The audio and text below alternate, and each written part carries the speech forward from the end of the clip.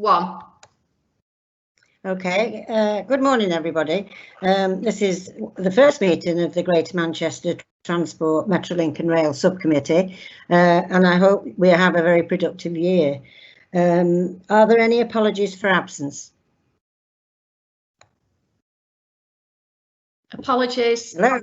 We have from Councillor Howard Sykes, and we've got Councillor Angie Clark substituting.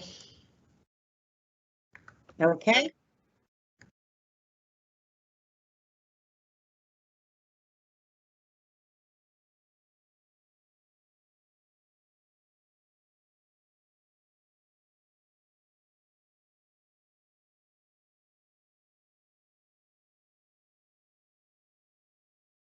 You okay, Chair?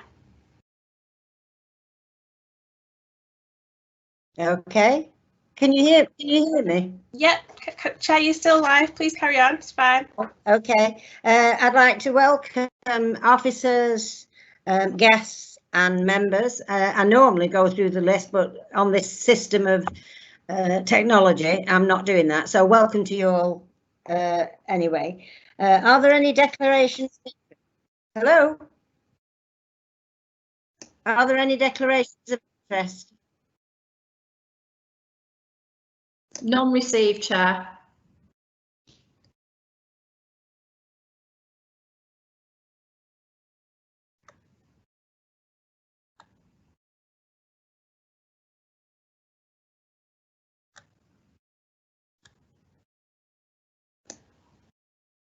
Chair, can you hear us okay?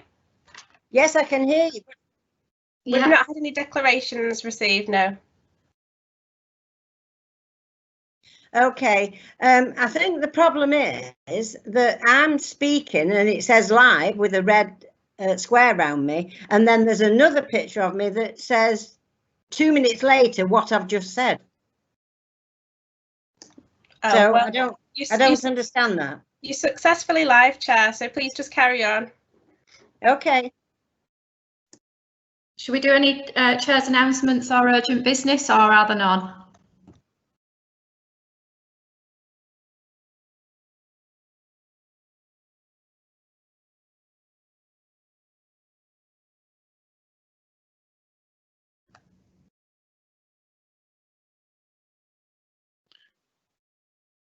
Chair, if you're seeing a duplicate screen as only you can see it, I think the rest of us aren't seeing a second one of you. So I would just ignore that second one. Okay, I've just done the announcements by saying welcome to everybody to the meeting, and that it's our first meeting, and I hope it's productive. That's fine, Chair. Let's move on to item 4 then, shall we? Okay, item 4 is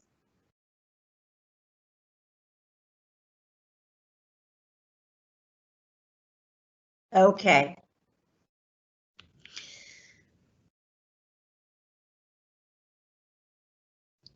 Is anybody having any issues here in the chair, other than myself?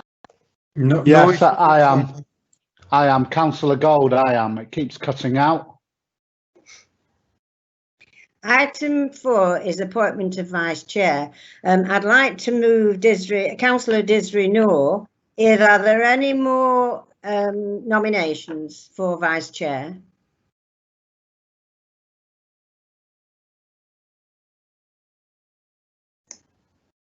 None received, Chair.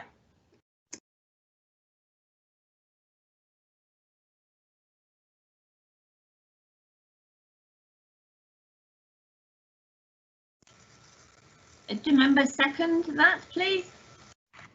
yes, I've done it in the chat. Yes, I've done in the chat. I mean, I thought, okay, I second that. And is that agreed, members? Is that agreed? Agreed. Okay, that's great. Agreed. Welcome to as vice chair. Sorry, as deputy chair, Councillor Noor. The next item is local rail service performance. That's me, thank you, Chair. For those of you who don't know me, I'm Caroline Whittam. I'm the head of rail franchising for TFGM. It's lovely to see you all again. Yes. It's very strange circumstances, though. So obviously we've not had one of these committees for a bit of time. So this report is an overview report, if you will, for the coronavirus period. So it covers longer than we would normally cover in a performance report. So we've had lots of different timetables over that period, and on the 23rd of March, we had essentially a key worker timetable put in by all rail operators, which was a sort of bare minimum timetable, which had fewer trains in it than we were used to before that, in order to cater for key workers during that time, but considering all the constraints that the operators had on them. And we've gone through numerous timetable changes since then, and these are detailed in the report. I'm glad to say that performance during this period has been excellent, of the level that we have been hoping for the many years that I've been attending this committee, in the high 90s in terms of PPM, and also Network Rail delay minutes have been down. So it has been a good period in those terms. And the challenge now is to keep the performance that high while we bring services back. So each timetable change that we're doing now, we're trying to bring more and more services back and cater for more and more flows. I'd also like to say that the dialogue between operators and ourselves and other organisations in local authority has been really good over this period. There's been lots of changes. There's been lots of interaction. They've been listening to us when we've raised concerns, and we've been working together well on the whole. So it's been a good period for collaboration, and that is also something that I'm very keen to maintain going forward, and I'm sure the operators are as well. So the last timetable change took place in the last couple of weeks. It was the 6th of September for most operators, but Northern changed their timetable just last weekend on the 13th of September. On the whole, this timetable brought an uplift, but there are a couple of stark exemptions, and it would be remiss of me to exclude those. The situation on the Rose Hill line, as outlined in our report, has moved on. So Northern's original proposal was to remove this service entirely for the duration of this timetable between September and December. However, there have been lots of conversations and lots of hard work gone into this, and I would really like to take the opportunity to thank Mark Angelucci and my team and officers who have worked really hard to try and get a result for passengers on this line.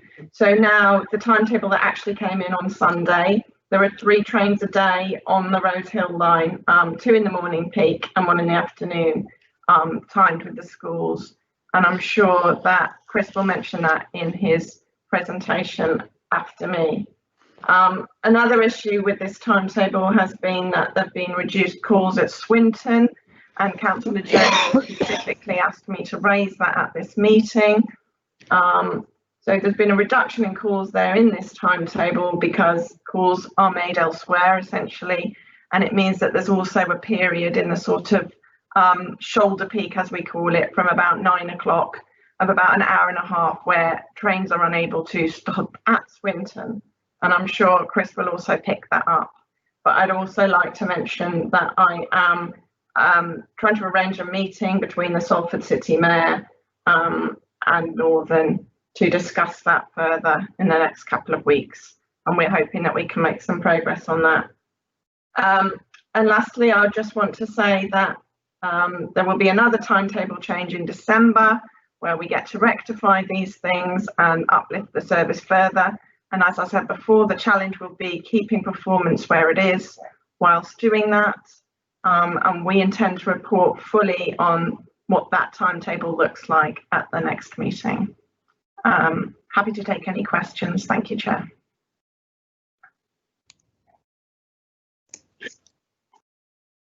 Chair, you're still on mute.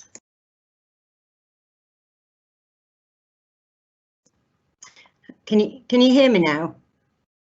Yes. Yeah. Yes. We can hear you. Okay, thanks, Caroline. Councillor Wazir would like to ask a question, please. Thank you, Chair. Just a question. The two Rochdale area stations, Castleton and Millshill, as well as Manchester Station, Boston, are having their late afternoon peak service of trains from Manchester reduced from the present 8 trains to just 5 in October. So we thought we are increasing their frequency, but yet this is indicating that we are going to reduce the services from 8 to 5. What is the reason behind it? Yep. Are you coming back on that, Caroline? I think you're on mute. Caroline, you're on mute. Sorry, I was going to suggest that Chris will cover that in the next item, if that's okay. That's fine. Thank you. Councillor Adshead would like to make a comment, please. Ask a question. Thank you, Chair. Yeah, a couple of points. I mean, I was quite pleased from Caroline there talking about the Rose Hill situation, because obviously that's been very concerning for everyone. So I think that is really a positive outcome at this point, and obviously look forward to it. Hopefully we'd have to wait till December to actually see further improvements along that line, but I'm sure you'll keep us particularly posted on that point there. I would like to ask a couple of points though. Generally, obviously we're still generally working around 30% of pre-COVID capacity, and obviously we're hoping that will increase on there.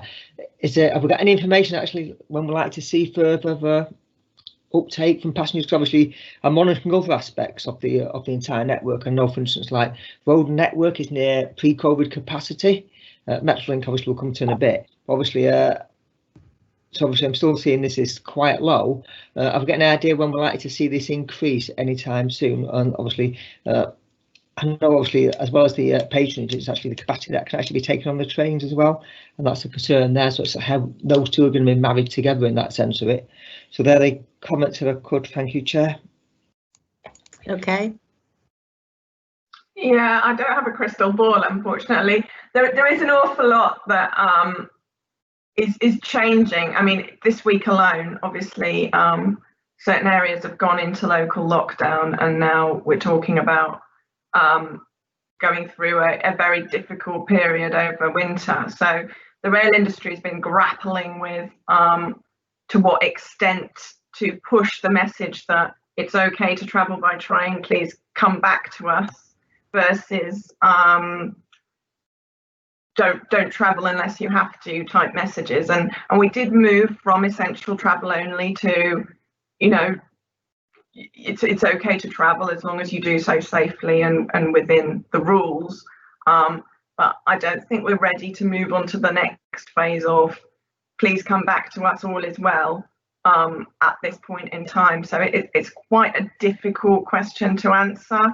I'm sure the operators will have their opinions and their predictions as well, but I think it's a wait and see, unfortunately, and I absolutely share your concerns, because we're all here to get cars off roads and get people onto public transport normally, and this has been a period where we can't do that, and we can't push the messages we used to push, and we've all got to be safe and careful and make sure that we're looking after people's interests, but that rail is still here for the future generations to use as they need to. So it's a very difficult one, and I'm sorry I can't answer it, but other people may want to say something on the topic. Okay, Caroline. Chris said he'll cover some of it when he comes in on item 6, if that's okay. Is that okay, Councillor Adshead? Thank you, Chair. Yes, for now. Yeah. Thank you. Okay, thank you. Are there any more questions on on item 5, the local rail service performance? Yes, Chair. Okay. Right. Yes, Councillor Robinson. I'm not sure if you want to answer this or leave it till the Rose Hill line's taken up properly. I've been down to Hyde North this morning.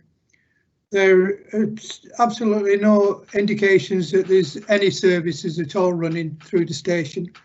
They've still got the notices up saying that the services have been withdrawn. Now, I would have thought that they should have at least put a notice up to say that there were 2 services in the morning and 1 in the evening, and the times. And the same at Hyde Central and the other stations on the line, obviously. Thank you. Okay. Have you got that, Caroline? Or I've noted that. I wasn't aware of that, so thank you for raising it. I'm sure Chris will address it, and we will be talking to Northern after the meeting to make sure that it's addressed. Okay, that's fine. Councillor Riemann, you want to ask a question? Thank you, Chair. I'm sorry I had to take an urgent call, so if I've missed it, I do apologise if I'm asking you to repeat. But my understanding is the train operating company, the current provision, the emergency measure agreement, is due to expire by the end of this month. Do we have any indication in terms of what their extension, when the extension will be released? And similarly, you may be able to answer this, or the next person, in terms of the rail franchising being re-evaluating. Do we have an indication from the government when the information will be made available to us? Thank you. Okay, Caroline. Yeah, I think this was raised in Parliament this week as well. So we're all waiting for that answer, to be honest. Obviously, EMAs don't cover Northern, but they do cover other TOCs on our route, including TPE, who are on the call. I don't know if TPE have any more information than the rest of us that they can talk about on this. Obviously, there's been a lot in the press about general where the direction that this may go, and the fact that COVID has made them look again at franchising and contracts, which they were already doing as part of the Williams review. So we watch that with interest, and we understand that something will be reported in the autumn as regards the Williams review and the direction of travel on that. Whether it'll look exactly like a report that we expected originally or not is unlikely. It will probably be something more adapting and emerging given the circumstances that we all find ourselves in. So we are all watching this space, so to speak, on that, and hoping to grab any opportunities that come our way, obviously. Lucia, would you like to come in? Hi, yes, Chair. Just to say that no, we're not aware of any announcements as yet. We're waiting to hear. I think we'll be advised over the weekend what the new EMA looks like. So I'll probably find out when you guys find out as well, but it will be early next week before we hear anything at top level, and then obviously we need time to digest what that will mean for the franchise and for us as a company. So yeah, as soon as we've got more information, we'll be sharing that. Okay, that's great, thank you. Are there any more questions on item 5? No, we'll move on to item 6, which is an update from Northern. Chris Jackson's going to take us through this one. Thank you, Chair, and hello everyone, and thanks for permission to share a few slides, which I'll keep punchy, if you just bear with me. Can you see the screen? Yes. Excellent. Okay. Plenty of opportunities for questions at the end, and what I'll do, I'll try the 3 councillors that was here, Adsed and Robinson. I'll try and answer the questions through the presentation. If you don't feel as though I have, then there'll be an opportunity to ask additional things at the end. So what I wanted to quickly cover was how we're operating in COVID, the timetable change that's just happened in September, Monday of this week, our current performance, the latest on our rolling stock, flexible ticketing, and then our future priorities. So firstly, so we had on Monday this week an uplift of services on many routes across West and Central regions. So we're now running about 2,300 trains per day as a business, and that equates to around 83% of pre-COVID levels. And we're using 295 units to operate that service. And of course, we've had the schools reopening.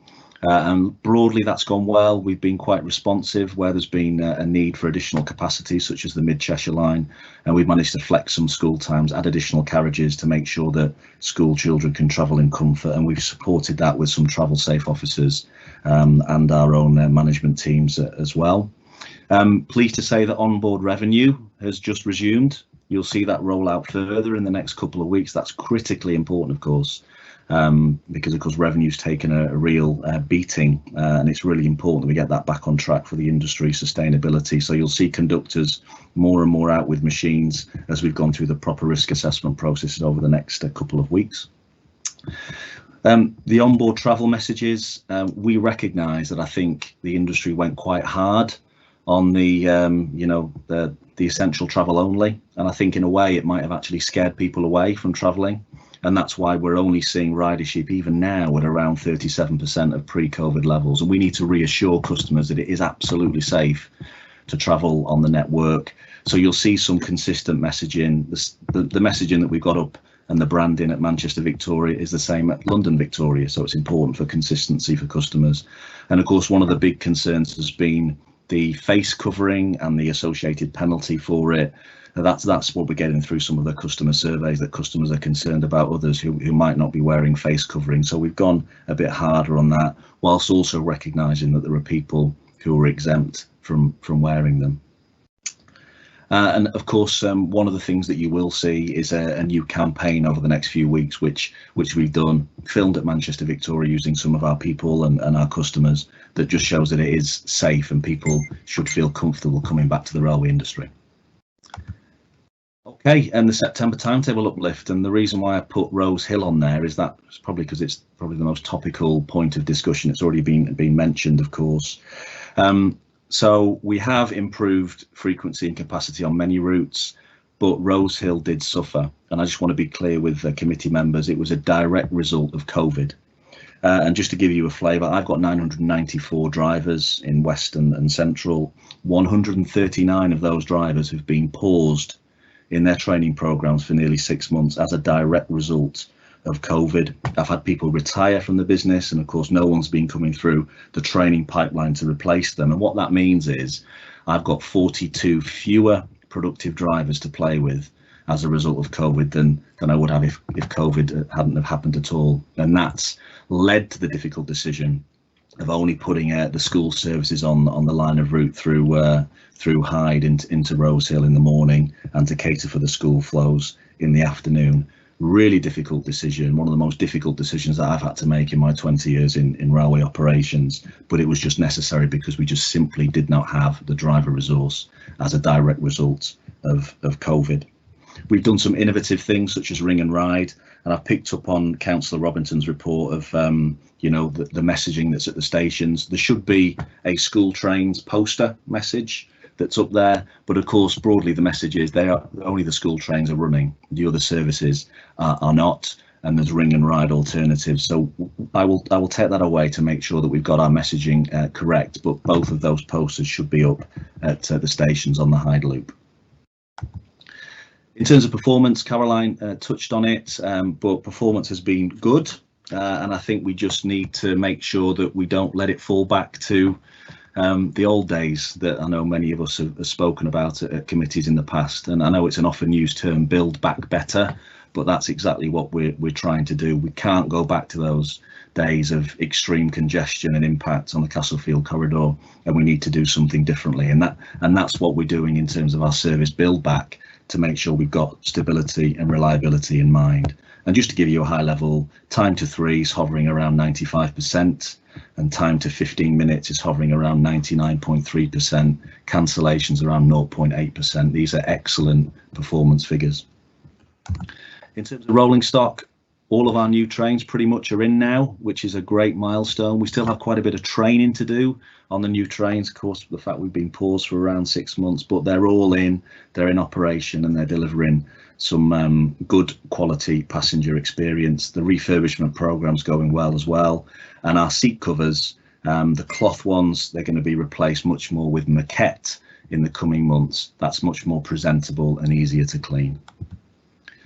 And really important that we adapt to changes in commuting patterns. You know, passenger surveys suggest that 72% of commuters will do something different with their travel plans to and from work. It's a phenomenal statistic. So I'm pleased to say that we're progressing and leading the way with flexible season ticket trials. So Bolton and Blackburn at the moment are the 2 locations where we're trialling that. And what that does Essentially, it gives people better value for money. So rather than buying a 7-day season ticket, which, for example, they'd only maybe use on 3 days or 4 days, this is a flexible season that allows them to tap in, tap out, and whenever they travel, much better value. And the educational season ticket, we've extended a discount, so an annual discount of 50% if the ticket's bought before the end of September, and we've got a 40% discount on the autumn flows as well. And a relatively low-key rebrand that you'll see out and across the network as well. And you can see the change in lettering on the left-hand side. And the last slide, our priorities. Certainly with my team and for the business, we've absolutely got to progress with our crew training. That was, it's been impacted by COVID. It's why we had to make the very difficult decision about Rose Hill. We've got to get that back on track, and I'm pleased to say that we're in positive discussions with ASLEF on making that happen. We've got to maintain our current performance as part of this Build Back Better. We've got to deliver future service uplifts. We recognise we need to do that. I'm pleased to say that Rose Hill will see a 90-minute service from the 26th of October, which is good news, but we know we need to do more where the demand is for the December timetable change. But of course, that's very difficult for us to predict at the moment, given the impact of the increase in self-isolation cases. And just to illustrate this point, I think it's really important to do so. In the last 7 days, I've had 28 drivers and conductors taken out of the plan as a result of self-isolation. And I think that's just reflective of what's going on nationally. So we're going to have to plan December with a lot of variables in mind. Respond to any local lockdowns, of course, that's been in the news this morning. And the key thing for us is at 37% of pre-COVID journeys, we've got to make sure that the railway industry is sustainable. We need to attract people back to the railway industry. It's absolutely critical for our long-term sustainability. And despite all of that noise, we're still delivering on some of our 100-day review initiatives. Staff accommodation, for example, is getting improved in a number of locations. We've done a number of station deep cleans, and you'll hear more about that in future as well. So thank you very much, Chair, for those slides. That's me. I'll open it up to questions. Right. Chris, is there any chance that the slides could be emailed out to the councillors just on this committee? Sure, not a problem at all. Oh, okay, thank you very much. For questions, I've got Councillor Clark first. Thank you, Chair.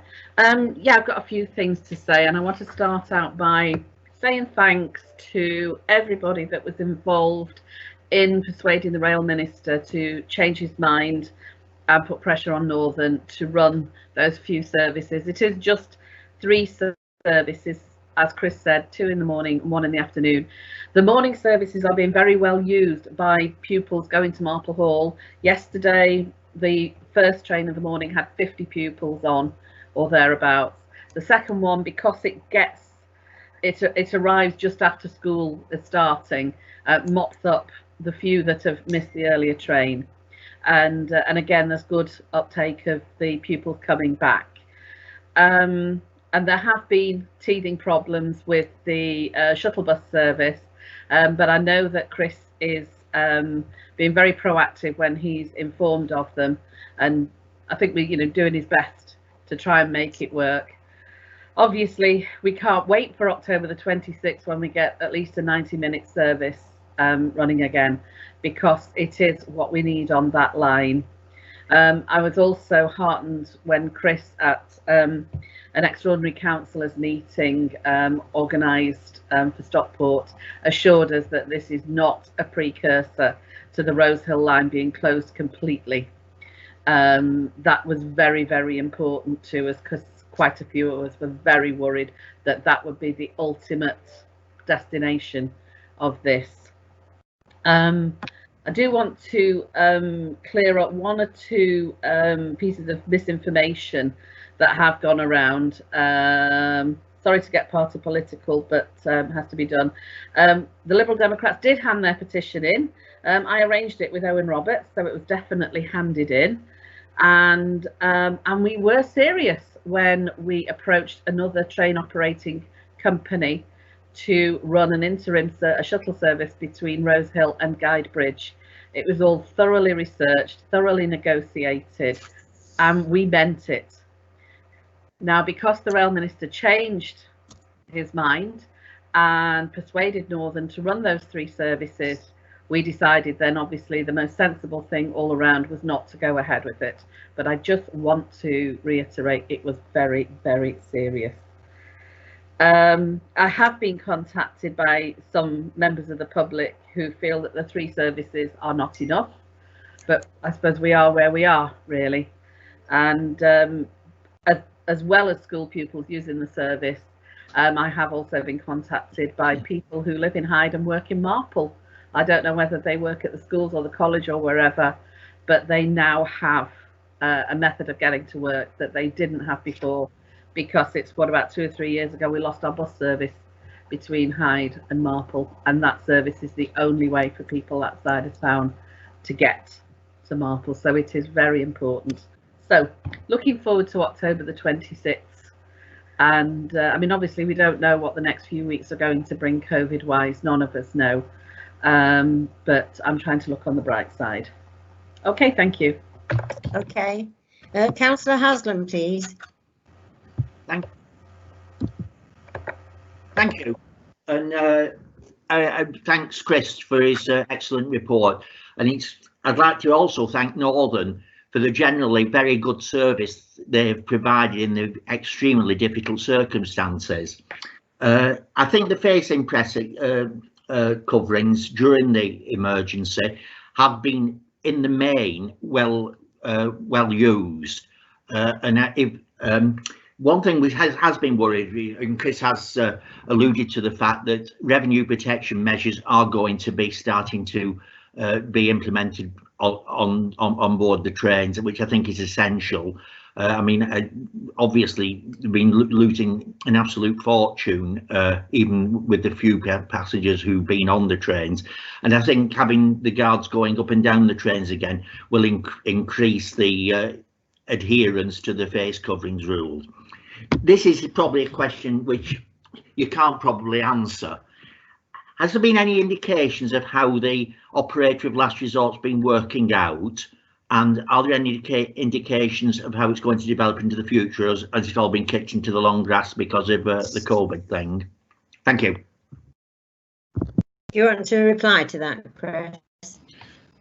I sure can, Chair. Yeah, thank you for those questions, Councillor Haslam. So it's nice, isn't it? I think that's probably one of the first time that we've had recognition of the the service quality and punctuality, but that's just a reflection of where we've been. But I'm glad it's been recognised, and that's why it's really important that we do this. We build back better, and we don't go back to those old days. It's really important that we use it as a springboard to do something different. Revenue protection, yeah.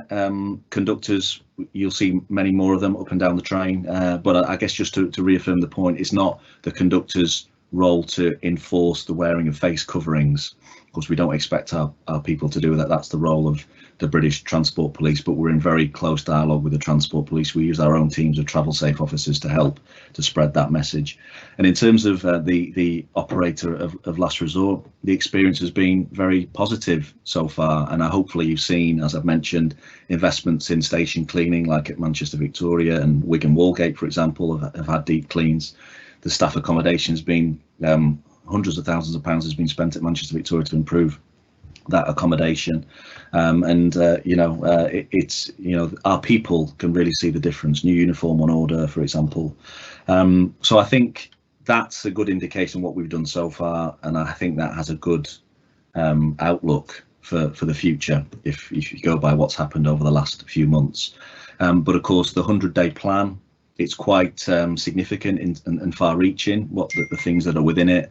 But of course, the whole COVID picture, we just wait to see what happens when that goes through to the various investment committees. But our ambition remains significant. But let's see what happens in the coming weeks when those committees sit. And that's probably how I'd answer that question, Mr. Haslam. Thank you. Okay, okay, thank you. Councillor Adshead, please. Thank you, Chair. Just a question, looking forward to January next year. Obviously, it's going to we get the annual fare increases at that point there, then I'm more concerned, obviously, at this point, what they're going to be doing about the season tickets. I think it will be make or break for like rail services nationally. And I think, obviously, I've seen some information at this point in time, obviously limited points about season tickets and refunds and some minor options. But I think I'd really like to see more information about what the sort of plans are moving forward, because I really think that's something that we obviously nobody can predict what situation it will be in January. I don't think it's still going to be perfect till probably get to next spring or so, or late spring, or even early summer before we start getting back to get this COVID over with. But obviously in the meantime, I think it's going to be so important that we actually get this right and get the people. I think what they pay will actually be a huge impact on that. And I think I'll be looking at much more variety in terms of season tickets. Because I'm really concerned about actually if that doesn't get quite perfect, we may end up putting more people off, given the current situation. Thank you, Chair. Thank you. Councillor Wazir, please. Thank you, Chair. This is the question to Mr. Clarkson. From 24th of October to 1st of November, work by Network Rail on bridges in Todmorden area will close the railway line between Todmorden and the summit. But Northern Railway do not propose to run any train to serve the stations at Littleborough and Smithy Bridge during this period of time. Instead, what they are proposing is using the rail replacement buses, will add substantially to the journey time, which by rail takes 6 to 7 minutes. Study after study reveals the passenger overwhelmingly prefer the trains to go as far as possible before being forced to use the rail replacement buses. Usually the rail replacement buses cannot cater for wheelchair users or cyclists. So I'm asking Northern Rail, would they be able to provide the service during that mentioned time between 24th of October and 1st of November, please? Okay, Chris, can you? Thank you, Councillor Wazir, for that question. Yes, you're quite correct. There's a big bit of engineering work that Network Rail are doing, and it's Goxholm Viaduct, which is that fantastic structure in the Todmorden area. So it does require the line to be closed. Yeah, now we're aware of some questions and comments from Storm, the local user group, and I think they've raised some valid questions. We've offered to meet with Storm to talk about that issue, about why we're having to terminate services short at Rochdale and bus, or use accessible transport for those with accessibility needs to onward stations.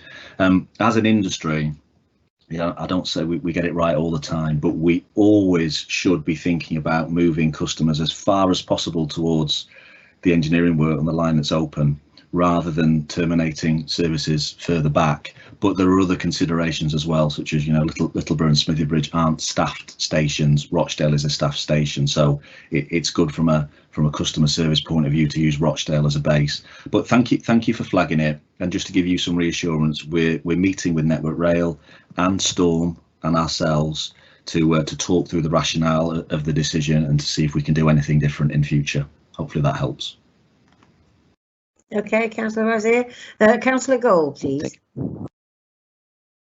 Yeah, it's just a general point. What feedback are you getting of whether the public are aware of there's some confused messaging from the government? I'm not making a political point, well, I probably am, but about whether it's safe to use public transport and whether they should avoid it or try and use it.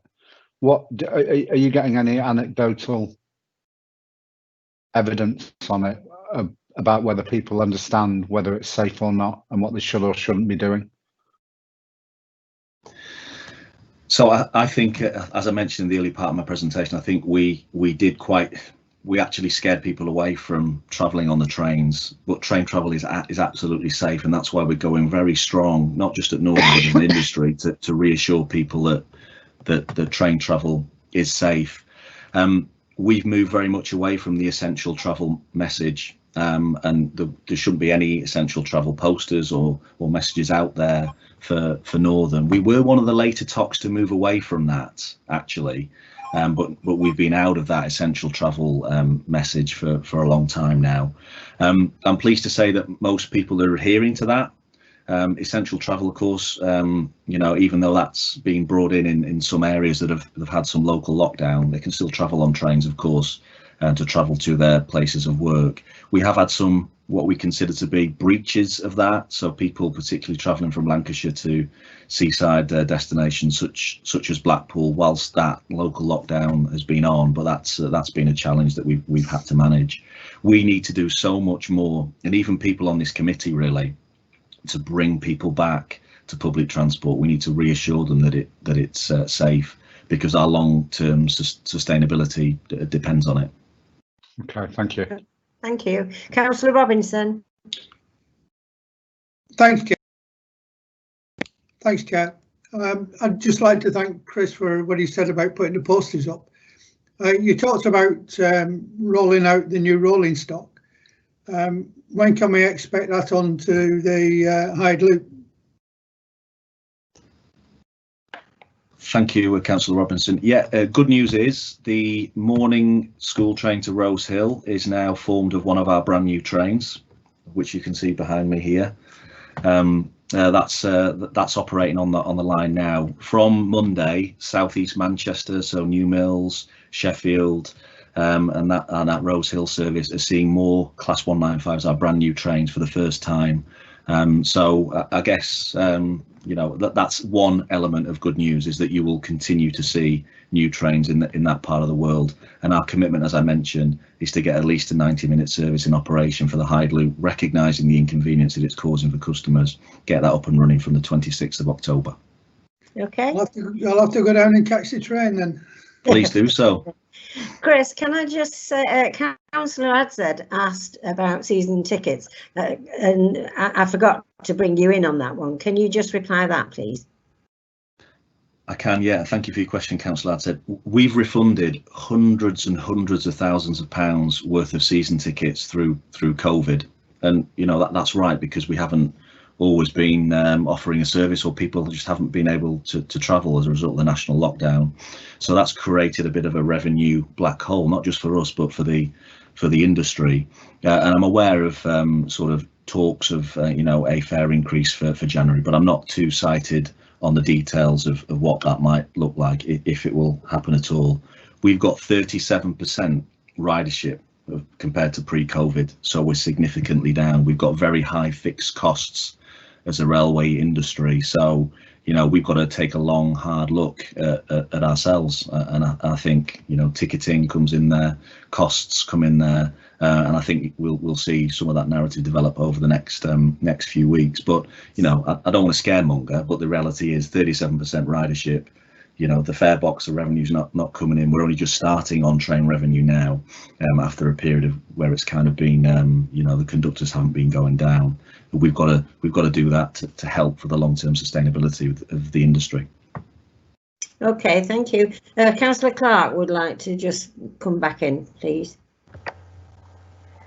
Thanks, Chair. With your comments about trying to encourage people to come back to the trains, the stakeholder groups, you know, the station adoption groups like Friends of, make use of them, because we're all very proud of our stations, and we get involved out of a sense of local pride, if you like, and we want people to use trains. We want them to get cars off the road. So it's a really good way to get us involved, and I think when the time comes, it will be a really positive thing for us to do. I mean, at the moment at Romilly, we have a volunteer day penciled in. Mark Angelucci has organised that for us, and Becky as well. We're still hoping it'll go ahead. We've got a massive job to do on part of the station to make it look more attractive, but please use the Friends groups. Thank you. Okay. All right, there are no more questions. Chris, can I thank you very much for your time this morning, because you know, councillors have been very concerned about a lot of rail issues, and just to have you answering the questions makes people feel better. So thank you very much. No worries. And if there's anything that follows, please drop me a note separately. That's fine. I'll switch off the camera. Thank you. Okay. Item 7, local stations update. Caroline. Yeah, that's me again, I'm afraid. I will keep this really short because I know we've now all discussed rail for quite a while this morning. Lovely. So this is quite a positive report. It's basically the updates on what we're doing on stations in GM. So it covers our Access for All programme and the progress that's being made there. It covers what's happening on Mills Hill Park and Ride, which is a specific project that we are moving forward with. It covers all the excellent work we've done on ARSIS and provides an update with what interventions are now already in place according to that programme and what's coming next. It gives an update on Rail Station Alliance, explaining how that's been affected by COVID, but also the good work that's gone on there with putting in defibrillators across various stations on the patch, which is a really good news story. And it also covers community rail, because we felt that fit better here than in the performance report this time around. And in addition to all the detail in the report, I'd just like to end by saying congratulations to Hindley, who won highly commended in the small station category at the National Rail Awards last night. And that's all I'm going to say, but I'm happy to take any questions. Thank you, Chair. That's absolutely great. I mean, our community involvement on stations, I just think it's wonderful, and they come up with more ideas every year. It's absolutely great. Has anybody any questions, please? You've not typed in any. No? Okay. Yes, Chair. Yeah. Chair? Yes, who's speaking? Peter. Ah, right. You haven't typed in, Peter. It's okay. Yes, you. We got a message to say put your camera on if you wanted to ask a question from Nicola. But anyway, can I just go to Appendix A and B? There's no mention of Newton and Godley stations on the Hadfield line on there, and certainly work's been done on certainly Newton station. Can you give us an update, especially on the accessibility for all?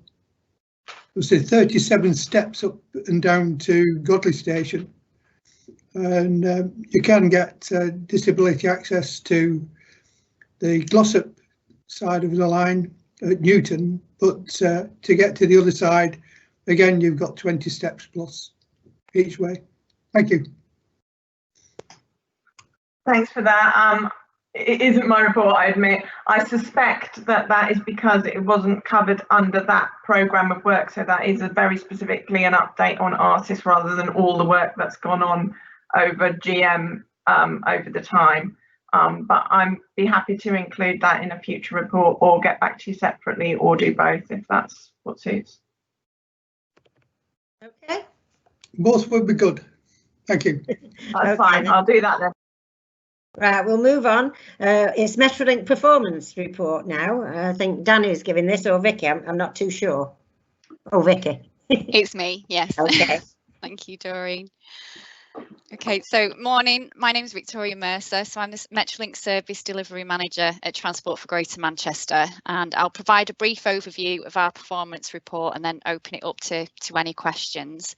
So in terms of, like Rail have done, we've provided a 12-month rolling overview of performance, but focusing on the last quarter, which takes us up to July. So obviously we've seen a little bit of progress and development since then, which I'll touch on as part of the update. So just in terms of the Metrolink's journey really over the COVID period, as expected, the patronage had significantly been affected. During the pandemic, we got down to just 5% of normal patronage levels around Easter. Patronage growth has been steadily increasing since changes in government guidelines, and we're now carrying around about 40% of that pre-COVID patronage. Social distancing, obviously guidelines as well, which restricts the numbers that we can carry per vehicle. So we were at 2 metres social distancing previously, which allowed us only 10% of our usual capacity on board. At 1 metre plus, it's 23% of our vehicle capacity that we're currently able to carry on the network. So at the outset of the pandemic, we did see a significant shift in the patronage proportion by line. Previously, it was obviously always weighted to Altrincham and Bury as the highest patronage levels, but we actually saw this shift towards Oldham, Rochdale and the airport line, predominantly because of the sector of employment and ability to be able to work from home as the primary influence in that shift. So in addition, we did see the morning peak reduce as well and the evening peak become more prevalent. So we started to see movements in these returning to kind of a normal pre-COVID profile, but it's still very early days since the school return and seeing some return of commuter trips. So we're continuing to monitor that at the moment. Throughout COVID, we've implemented 4 service pattern changes and a further 2 enhancements to those services, which we brought in August. So we further expanded to support the leisure sector and nighttime economy, extending the peaks on a Saturday, increasing the frequency on a Sunday and extending the operational hours. To respond to the changes in demand, Metrolink, we changed the frequency of services to operate a larger proportion of doubles of trams across most routes on the network to account for that change in proportion. We're currently operating the 10-minute frequency across all lines throughout the day, 15 minutes on a Sunday, with a greater proportion of doubles spread across the network to meet the demand. And this means that we can move that capacity around the network without affecting that service pattern for consistency for our customers. So that's continuously under review. And the next service change planned is for early in the new year, and which we're currently reviewing with the operator to monitor actual demand throughout September and throughout the rest of this year against our early modelling as to where we thought we would be. Any changes are very much, like we've already said, dependent on the guidelines and recovery of customers returning to the network. So that's all under review at the moment as things change.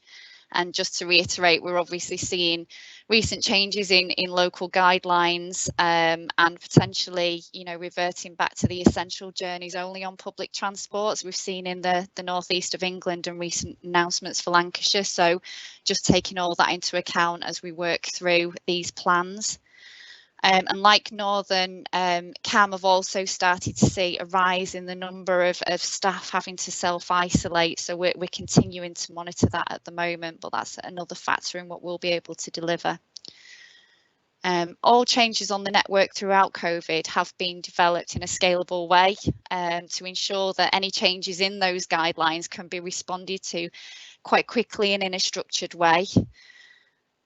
And just in terms of the support to customers returning to the network, so we've enhanced our cleaning regimes, we've implemented clear signage and guidance for customers to travel safely during this time, and a wealth of information has been available across our website, social media channels as well to support that. We've also implemented some ticketing changes to respond to the current circumstances. So we've tried to change the retail channels to minimise contact risk. So a big push on contactless payments, online and app payments have been widely promoted. And also we've launched a product similar to what Northern have also touched on, is a Carnet product called Clipper, which is designed for flexible workers, part-time workers, or anyone who travels regularly but not every day.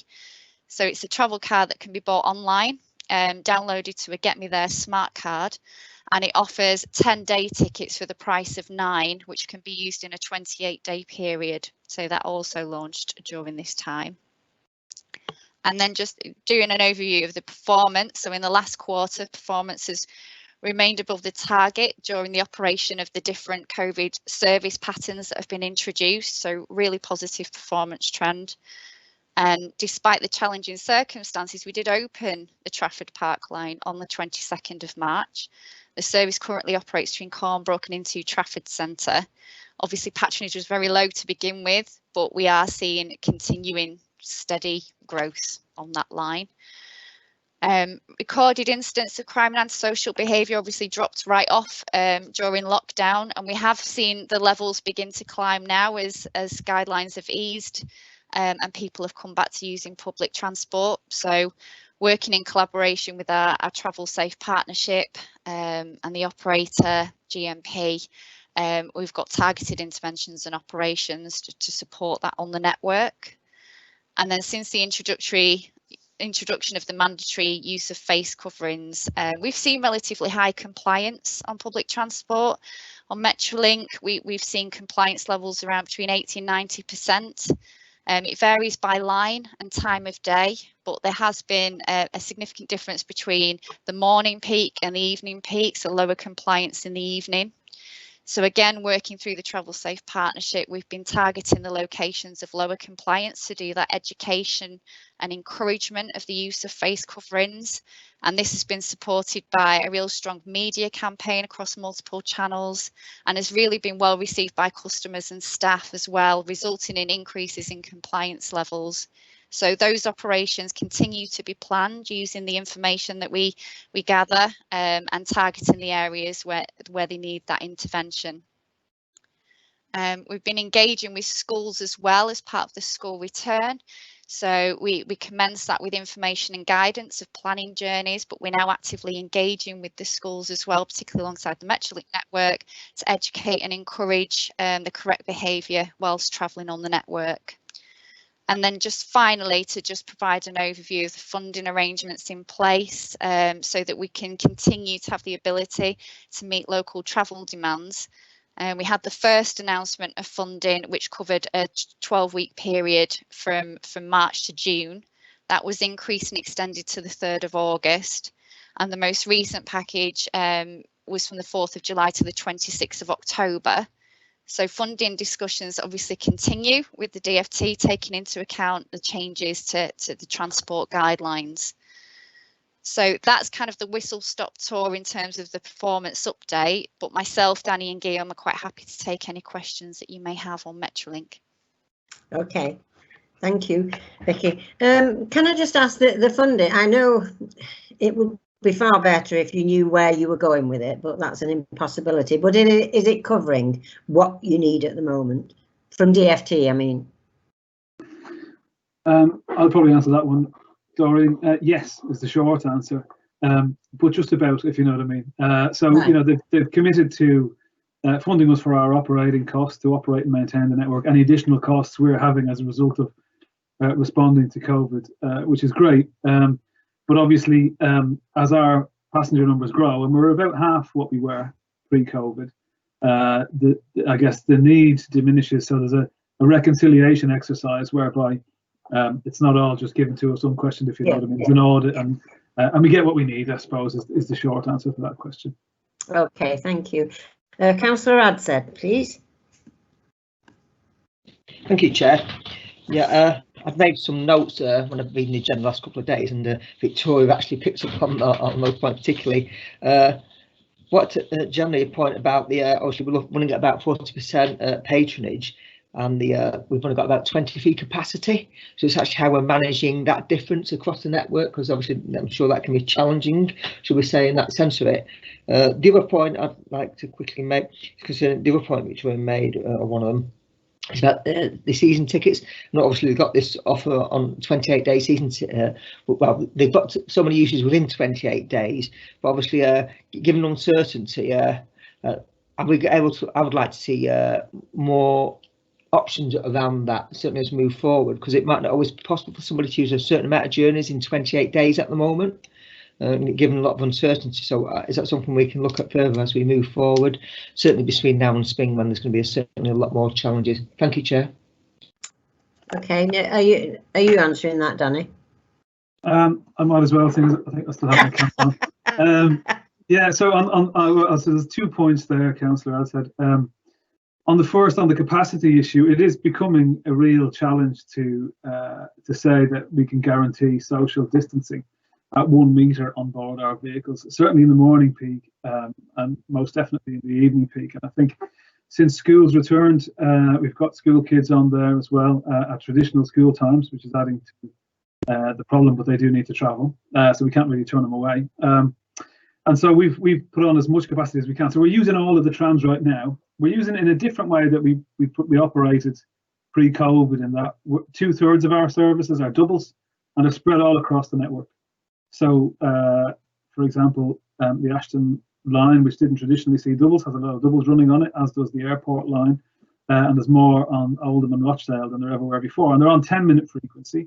And some lines were on 12-minute before. But that means some lines, which were on 6-minute frequency pre-COVID, are now on 10. So there's a difference there. But with most of the trams doubles, it gives that opportunity for people to be able to keep a distance. But it is becoming, so we're looking at numbers on a daily, on a weekly basis. And we are now roughly 10% of our services are now have more people on them than social distancing would allow, strictly at 1 meter. So that brings out the importance of using face coverings, really, because we are putting out all our trams on a daily basis. What we're trying to encourage people to do, just maybe to come on or segue onto the ticketing point, is to travel outside of the peaks.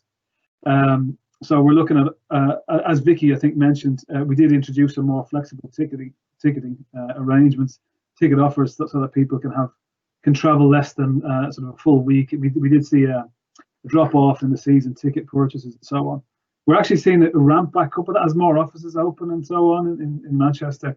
We're seeing an increase in the amount of season tickets that people are purchasing. But we do need to be more flexible. Like you said, Councillor, I think, some people won't be able to use all 10 journeys in 28 days and so won't get value out of that. So we're revisiting that to see if we need to extend that period of time or so slightly change that up. I think now the advantage of having contactless, which we introduced, is that we can do more creative things. So we are considering things like that at the moment. Okay, thank you very much. Are there any more questions on the Metrolink report? No? Okay, thank you, Danny. I'll move on to item 9, which is the GMTC Transport Work Programme. Thank you, Councillor Dickinson. Just to say that the work programme there for the full committee and the 2 committees is set out. At the meeting last week, the Bus Services Subcommittee requested a couple of additional items, one for the main committee in relation to promoting the safe use of public transport, and one for the Bus Services Subcommittee itself in relation to bus lane cameras, and we will programme that at a suitable point. So if members have any additions to ask for this subcommittee, can you please let us know? Yeah, okay. Members, are you going to write write requests in later, or are you going to suggest additions now? Councillor Adshead. Thank you, Chair. Just actually on that, one thing I noted, obviously, I don't recall, although I don't obviously sit on the bus network committee, I'm not aware that we see the agenda. I think it'd be useful if members could see that agenda, so if there was items of an issue there, we could actually ask colleagues to actually raise it on their behalf or something like that. Because I wasn't even aware, I completely forgotten about it. I didn't see the agenda, I don't think, and I think if I'd have seen it, if something was on it, I could have actually made sure that the person locally could actually raise those issues. Yeah, can you not go online and get the agenda? I've forgotten about it, to be honest with you. So, okay. Yeah, it's like normally it comes through, you don't think about it, and yeah. I remember seeing something that said the meeting's playing for oh dear, I'd forgotten about it. Just maybe probably if you could maybe circulate it to us or send us a prompt to say it's there, that'd be really helpful. Thank you. Okay. Yeah, that's fine, Chair, no problem at all. Right. Item 10 is dates of future meetings, so I hope you've all got those in your diary. There are no more questions, so with that I will close the meeting and thank everybody for attending. And I think, apart from a few teething problems at the beginning, it has gone really well, so thank you very much all. Thank you. Thank you, Chair. Thank you. Bye. Stay safe, everyone.